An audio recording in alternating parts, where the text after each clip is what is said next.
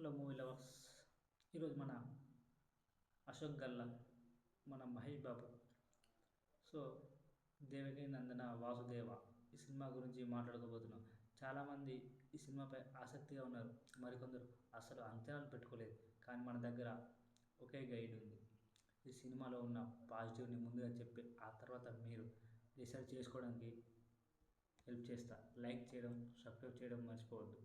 Let's get started. Story: కంసరాజు అనే క్రూర వ్యక్తి మరియు అతని కుటుంబం చుట్టూ తిరిగే ఈ కథలో పంచదారే కాదు, మంచి ట్విస్టులు కూడా ఉన్నాయి. కృష్ణుడి పాత్రలో అశోక్ గల్లా పోషణతో సత్యగా మానస వారణాసి మనకు కొత్త ఫీల్ ఇచ్చారు.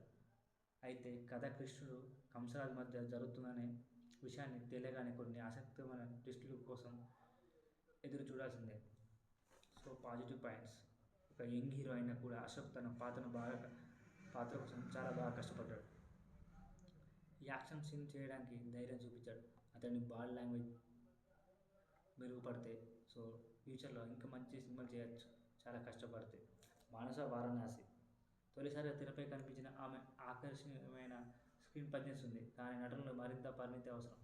మొదటి సినిమాకి మంచి ప్రయత్నం చేసింది. సో అమ్మాయి చాలా క్యూట్గా అందంగా ఉంది. సో ఈ సినిమాతో చాలా అవకాశాలు వస్తాయని అనుకుంటున్నాం. సో కథను ట్విస్ట్లో విలన్ కంసరాజుతో కథను ఇచ్చిన కన్ఫర్మేషన్ చాలా బాగుంది. కథలోని కొన్ని ఆకర్షణ ట్విస్టులు ఉన్నాయి. టెక్నికల్ వర్క్, సినిమాటోగ్రఫీ, బీజిఎం మంచి బలాన్ని ఇచ్చాయి. బీమ్స్, సంగీతం సినిమాకు సపోర్ట్గా నిలిచింది. కొంత రొటీన్గా ఉన్న కొన్ని సీక్వెన్స్లో మాత్రం బాగా వర్కౌట్ అయింది. సో కామెడీ, గెటప్ సీన్, కొన్ని బిర్యానీ సీన్లు థియేటర్లో నవ్వులు తెప్పించేలా ఉన్నాయి. ఇది సినిమాకు కాస్త మూడు. సో నెగిటివ్ చెప్పాలంటే పెద్దగా ఏం లేవు, కొంచెం ఎమోషన్ లేవు.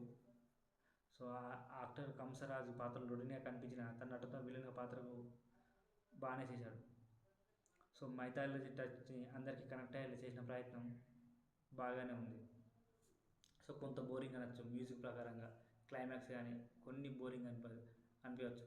ఫైనల్: దేవకి నందన వాసుదేవ ఒక మంచి కథను సరైన ప్రజెంటేషన్తో వస్తే ఇంకా మంచి సినిమా అయ్యేది. కానీ యువ నటుడిగా అశోక్ గల్లా మంచి ప్రయత్నం చేశాడు. మైథాలజీ కథలో డిఫరెంట్ టచ్ ఉండేలా సెట్ చేసిన ప్రయత్నం పాజిటివ్గా చెప్పచ్చు. ఈ సినిమా ఒక ఫ్యామిలీ ఎంటర్టైనర్గా చూడొచ్చు. మీరు ఈ సినిమా చూసారా? మీ అభిప్రాయాలు కామెంట్లో చెప్పండి. మర్చిపోకండి లైక్, షేర్ చేసి సబ్స్క్రైబ్ చేయండి. మరొక వీడియోలో కలుద్దాం. Thank you everybody.